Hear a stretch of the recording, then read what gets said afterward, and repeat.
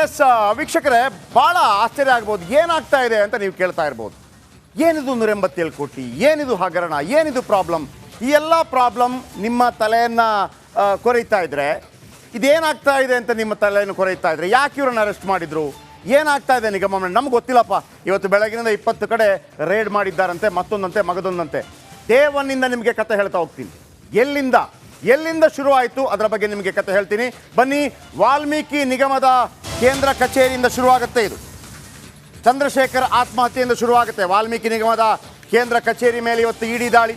5:30 ಗಂಟೆಗಳಿಂದ ಕಚೇರಿಯಲ್ಲಿ ಇಡಿ ತಲಾಶ್. 5:30 ಗಂಟೆಗಳಿಂದ ನಿಗಮದ MD ಲೆಕ್ಕಾಧಿಕಾರಿ ಕಚೇರಿಯಲ್ಲಿ ಶೋಧ. ಈ MD ಲೆಕ್ಕಾಧಿಕಾರಿ ಎಲ್ಲ ಜೈಲಲ್ಲಿದ್ದಾರೆ ಈಗ. ಪದ್ಮನಾಭ ಪರಶುರಾಮ್ ಎಲ್ಲ ನಿನ್ನೆ ಅಂತೂ ಹೇಳ್ತಾ ಇದ್ರು, ಯಾವುದೇ ಕಾರಣಕ್ಕೂ ಕೂಡ ನಮ್ಮ ಮಂತ್ರಿ, ನಮ್ಮ ಶಾಸಕರು ಇಲ್ಲ, DCM ಹೇಳ್ತಾ ಇದ್ರು. ಬಟ್ ಇವತ್ತು ಎಲ್ಲರೂ ಕೂಡ ಗೊತ್ತಾಗ್ತಾ ಇದೆ. 1 ವರ್ಷದ ಹಣಕಾಸಿನ ಪತ್ರ ವ್ಯವಹಾರ ಪರಿಶೀಲನೆ ಮಾಡ್ತಾ ಇರುವಂತಹ ಇಡಿ MD ಲೆಕ್ಕಾಧಿಕಾರಿ ನಿಗಮದ ಅಧ್ಯಕ್ಷ ಲಾಕರ್ ತೆರೆಸಲು ಸಿದ್ಧತೆ. ಲಾಕರ್ ಅಲ್ಲಿ ಏನೆಲ್ಲ ಇದೆ ಗೊತ್ತಿಲ್ಲ. 5:30 20 ಕಡೆಗಳಲ್ಲಿ 20 ಕಡೆ ಬೆಂಗಳೂರು, ಬಳ್ಳಾರಿ, ರಾಯಚೂರು ಆ್ಯಂಡ್ ಇನ್ನೂ 2 ಕಡೆ ದಾಳಿಯಾಗಿದೆ. ಒಟ್ಟು 20 ಕಡೆ. ಪ್ರಭಾರ MD ರಾಜ್ಕುಮಾರ್ರಿಂದ ಕಚೇರಿ ತೆರೆಸಿ ಶೋಧ. ಪಾಪ ಅವರು ಓಡೋಡು ಬಂದರು 11 ಗಂಟೆಗೆ. ಎಲ್ಲ ಆದ ನಂತರ ಪದ್ಮನಾಭ ಹೋದ ನಂತರ ಮತ್ತೊಬ್ಬರು ಬಂದಿದ್ರಲ್ವಾ. ಓಕೆ, ಎಲ್ಲಿಂದ ಶುರುವಾಯಿತು ಬನ್ನಿ ಹೇಳ್ತಾ ಹೋಗ್ತೀನಿ. ಎಲ್ಲಿಂದ ಶುರುವಾಯಿತು? ಅವತ್ತು ಚಂದ್ರಶೇಖರ್ ಎನ್ನುವರು ಮೇ 27ನೇ ತಾರೀಕು ತೀರ್ಕೊಂಡ್ಬಿಡ್ತಾರೆ. ಅಲ್ಲಿಂದ ಶುರುವಾಗುತ್ತೆ. ಮೇ 27, 2024 ಚಂದ್ರಶೇಖರಯ್ಯ ಆತ್ಮಹತ್ಯೆ ಮಾಡ್ಕೋತಾರೆ. ಇವರು ಅಧಿಕಾರಿಯಾಗಿದ್ದರು. ಯಾವಾಗ ಇವರು ಆತ್ಮಹತ್ಯೆ ಮಾಡ್ಕೋತಾರೆ ದೊಡ್ಡ ವಿಷಯ ಆಗಿರಲಿಲ್ಲ. ಬಟ್ ಮೇ 28 ಆತ್ಮಹತ್ಯೆ ಹಿಂದೆ ಪತ್ನಿಗೆ ಅನುಮಾನ ಬರುತ್ತೆ. ಇದೇನೋ ಆಗಿದೆ ಅಂಥೇಳಿ ಡೆತ್ ನೋಟ್ನಲ್ಲಿ ಅಕ್ರಮದ ಬಗ್ಗೆ ಮಾಹಿತಿ ಇರುತ್ತೆ. ನಂಬರ್ 3, ಡೆತ್ ನೋಟಲ್ಲಿ 27ನೇ ತಾರೀಕು ಆತ್ಮಹತ್ಯೆ, 28 ಪತ್ನಿಗೆ ಅನುಮಾನ, ಅವತ್ತೇ ಡೆತ್ ನೋಟ್ನಲ್ಲಿ ಅಕ್ರಮ. ಪ್ರಕರಣದ ತನಿಖೆ ಕೇವಲ 3 ದಿವಸದಲ್ಲಿ ಪ್ರಕರಣದ ತನಿಖೆಗೆ SIT ರಚನೆ ಆಗುತ್ತೆ. ಸರ್ಕಾರ ಲೇಟ್ ಮಾಡಲ್ಲ, ಸರ್ಕಾರಕ್ಕೂ ಸ್ಮೆಲ್ ಬಡಿತಾ ಇರುತ್ತೆ. ಆ್ಯಂಡ್ ಜೂನ್ 1 ನಿಗಮದ MD ಪದ್ಮನಾಭ ಅರೆಸ್ಟ್ ಆಗ್ತಾರೆ. ನೋಡಿ ಎಷ್ಟು ಫಾಸ್ಟ್ ಆಗುತ್ತೆ. 4 ದಿನಗಳ ಒಳಗಾಗಿ ಪದ್ಮನಾಭ ಅರೆಸ್ಟ್ ಆಗ್ತಾರೆ. ಆ್ಯಂಡ್ ನಿಗಮದ ಅಕೌಂಟೆಂಟ್ ಪರಶುರಾಮ್ ಅರೆಸ್ಟ್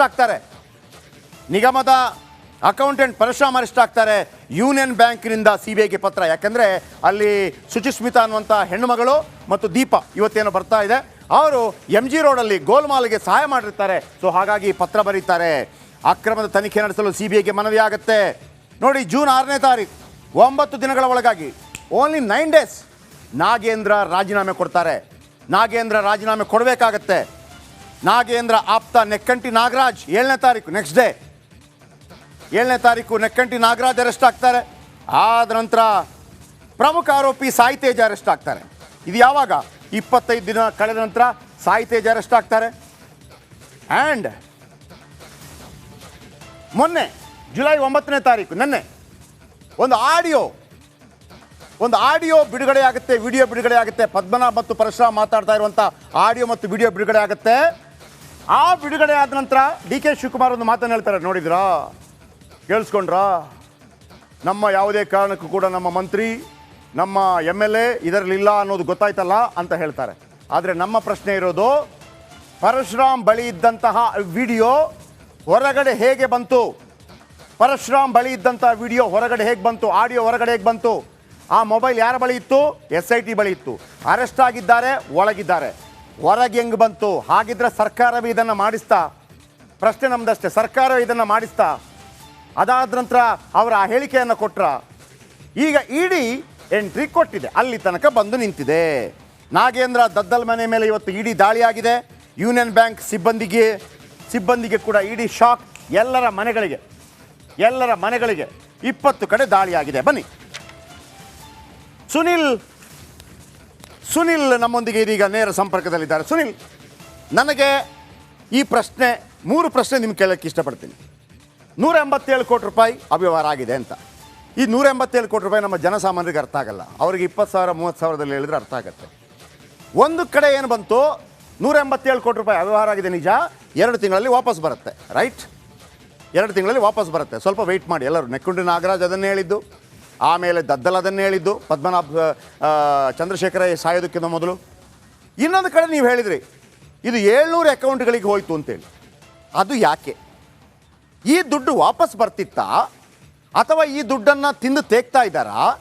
ಇದು ಪಾರ್ಟಿ ಫಂಡ್ಗೆ ಖರ್ಚಾಗಿದೆಯಾ, ವೈಯಕ್ತಿಕವಾಗಿ ಖರ್ಚಾಗಿದೆಯಾ, ಹೆಂಗೆ ನಡೆಯಿತು? ಇವತ್ತು ಇಡಿ ಬರೋದಕ್ಕೆ ಏನು ಕಾರಣ? ಪ್ಲೀಸ್.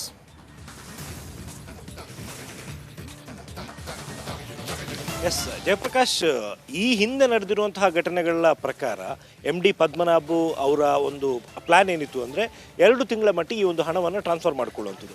ಸೊ 2 ತಿಂಗಳು ಅವರ ಅಮೌಂಟ್ನ ಯೂಸ್ ಮಾಡ್ಕೋತಾರೆ, ಅದಾದ ನಂತರ ವಾಪಸ್ ಬರುತ್ತೆ ಅನ್ನುವಂಥದ್ದು. ಅಲ್ಲೂ ಕೂಡ ಒಂದು ಇಂಪಾರ್ಟೆಂಟ್ ವಿಚಾರ ಇದೆ. ಒಟ್ಟು 187 ಕೋಟಿ ನಿಗಮದಲ್ಲಿ ಹಣ ಇತ್ತು, ಆದರೆ ಅದರಲ್ಲಿ ಕೇವಲ 94 ಕೋಟಿಯನ್ನು ಮೊದಲು ವರ್ಗಾವಣೆ ಮಾಡಲಾಗಿತ್ತು. ಅದರಲ್ಲಿ ಸುಮಾರು 89 ಕೋಟಿಯಷ್ಟು ಹಣ ಸತ್ಯನಾರಾಯಣ ವರ್ಮ ತನಗೆ ಬೇಕಾದಂಥ 18 ವಿವಿಧ ಬ್ಯಾಂಕ್ ಅಕೌಂಟ್ಗಳಿಗೆ ಟ್ರಾನ್ಸ್ಫರ್ ಮಾಡ್ಕೊಂಡಿದ್ದಾರೆ. 18 ವಿವಿಧ ಬ್ಯಾಂಕ್ ಅಕೌಂಟ್ ಅಂದರೆ ತನಗೆ ಬಂದಿರುವಂಥದ್ದು, ತನಗೆ ಬೇಕಾದವರ ಅಕೌಂಟ್ಗಳು. ಸೊ ಅದಾದ ನಂತರ ಅದರಿಂದ ಕ್ಯಾಶ್ನ ವಿತ್ಡ್ರಾ ಮಾಡಿಕೊಂಡ, ತನಗೆ ಬೇಕಾದವ್ರ ಮೂಲಕ ಅದನ್ನು ವಾಪಸ್ ತಾನೇ ತರಿಸ್ಕೊಂಡ. ಯಾರು ಕ್ಯಾಶ್ ಅವನಿಗೆ ತಗೊಬಂದು ಕೊಟ್ಟಿದ್ದಾರೆ ಅವ್ರಿಗೆ ಇಂತಿಷ್ಟು ಅಂತ ಹೇಳಿ ಕಮಿಷನ್ ಅಮೌಂಟ್ನ ಕೊಡ್ತಾನೆ. ಸೊ ಇದು ಒಟ್ಟಾರೆಯಾಗಿ ಆಗಿರುವಂಥದ್ದು. ಆದರೆ ಆ್ಯಕ್ಚುಲಿ ಈ ಹಿಂದೆ ನಡೆದಿರುವಂಥದ್ದೆಲ್ಲ ಹೇಗೆ ಅಂದರೆ ಪದ್ಮನಾಭ್ ಮಾಡಿರೋದು, ಇದು ಸತ್ಯನಾರಾಯಣ ವರ್ಮ ಮಾಡಿರುವಂಥದ್ದು. ಓಕೆ ಓಕೆ ಸತ್ಯನಾರಾಯಣ ವರ್ಮ ಮತ್ತು ಪದ್ಮನಾಭ್ ಇಬ್ರು ಕೂಡ. ಓಕೆ. ಆದರೆ ಆ್ಯಕ್ಚುಲಿ ಇಲ್ಲಿ ಇದ್ದಿದ್ದು ಈ ಪದ್ಮನಾಭ್ ಏನು ಅಂದ್ಕೊಂಡಿದ್ದು ಅಂದರೆ ತಾನೇನು ಇಷ್ಟು ಹಣವನ್ನು ಟ್ರಾನ್ಸ್ಫರ್ ಮಾಡಿದ್ದೀವಿ ಅದು 2 ತಿಂಗಳಲ್ಲಿ ವಾಪಸ್ ಬರುತ್ತೆ ಅನ್ನುವಂಥದ್ದು. ಯಾವಾಗ ಈ ಹಣ ವಾಪಸ್ ಬರಲ್ಲ ಅಂತ ಗೊತ್ತಾಯಿತು ಆವಾಗ ಟೆನ್ಷನ್ ಶುರುವಾಗುತ್ತೆ. ನಾವು ನಿನ್ನೆ ನೋಡಿದ್ವಲ್ಲ ಆಡಿಯೋ ಮತ್ತು ವಿಡಿಯೋದಲ್ಲಿ ಇಬ್ಬರು ಕೂಡ ಮಾತಾಡ್ಕೊಳ್ಳುವಂಥದ್ದು, ಪರಶುರಾಮ್ ಮತ್ತು ಪದ್ಮನಾಭ್ ಏನು ಮಾಡೋದು ಜೈಲಿಗೆ ಹೋಗ್ತೀವಿ ಅಂತ. ಸೊ ಆ ಟೆನ್ಷನ್ ಶುರುವಾಗಿದ್ದಲ್ಲಿ ಈ ಹಣ ವಾಪಸ್ ಬರಲ್ಲ ಅಂತ ಗೊತ್ತಾಯಿತು, ಸತ್ಯನಾರಾಯಣ ವರ್ಮ ಫ್ರಾಡ್ ಅಂತ ಗೊತ್ತಾಯಿತು, ಈ ಹಿಂದೆ ನಾವು ಕೊಟ್ಟಂಗಲ್ಲ, ಈ ಹಣ ಯಾವುದೇ ಕಾರಣಕ್ಕೂ ಕೂಡ ವಾಪಸ್ ಬರಲ್ಲ, ನಾವು ಜೈಲಿಗೆ ಹೋಗೋದು ಪಕ್ಕ ಅಂತ ಅವ್ರು ಫಿಕ್ಸ್ ಆಗೋದಕ್ಕೆ ರೀಸನ್ ಏನು ಅಂತ ಹೇಳಿದ್ರೆ ಈ ಹಣ ವಾಪಸ್ ಬರಲ್ಲ ಅಂತ ಗೊತ್ತಾದ ಮೇಲೆ.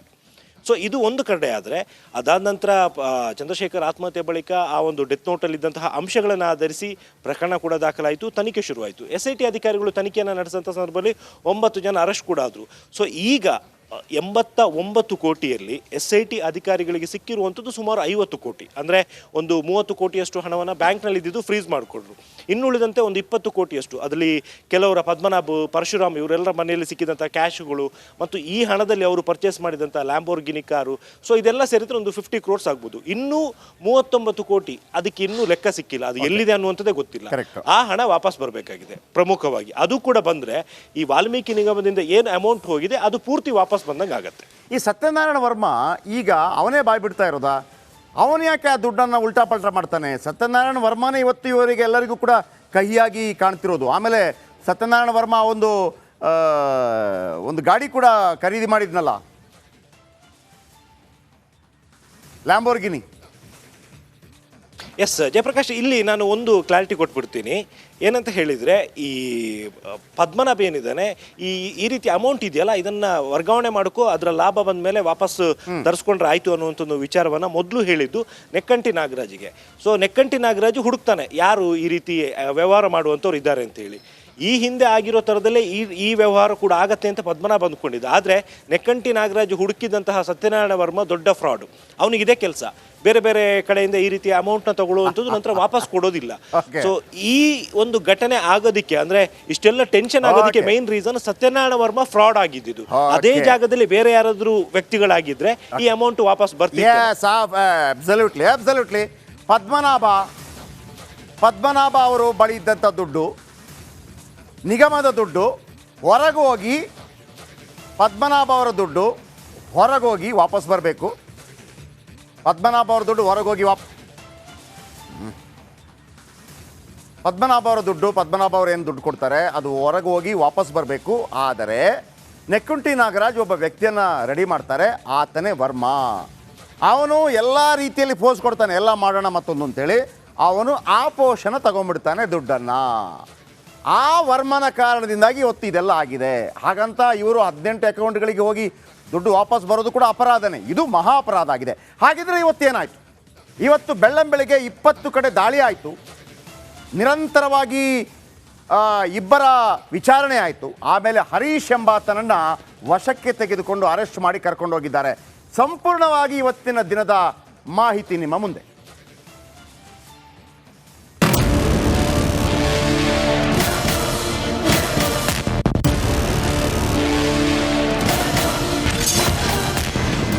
ವಾಲ್ಮೀಕಿ ಹಗರಣದ ತನಿಖೆಗೆ ಇಡಿ ಎಂಟ್ರಿ. ನಾಗೇಂದ್ರ ದದ್ದಲ್ಗೆ 11 ಗಂಟೆಗಳಿಂದ ಡ್ರಿಲ್. ವಾಲ್ಮೀಕಿ ನಿಗಮ ಹಗರಣ ತನಿಖೆಗೆ ಸಿಬಿಐ ಬಳಿಕ ಇಡಿ ಎಂಟ್ರಿಯಾಗಿದೆ. ಇಂದು ಬೆಳ್ಳಂಬೆಳಗ್ಗೆ ನಿಗಮದ ಅಧ್ಯಕ್ಷ ಶಾಸಕ ಬಸನಗೌಡ ದದ್ದಲ್ ಹಾಗೂ ಮಾಜಿ ಸಚಿವ ಬಿ ನಾಗೇಂದ್ರ ಮನೆ ಮತ್ತು ಕಚೇರಿ ಸೇರಿ 20ಕ್ಕೂ ಹೆಚ್ಚು ಕಡೆ ದಾಳಿ ಮಾಡಿದೆ.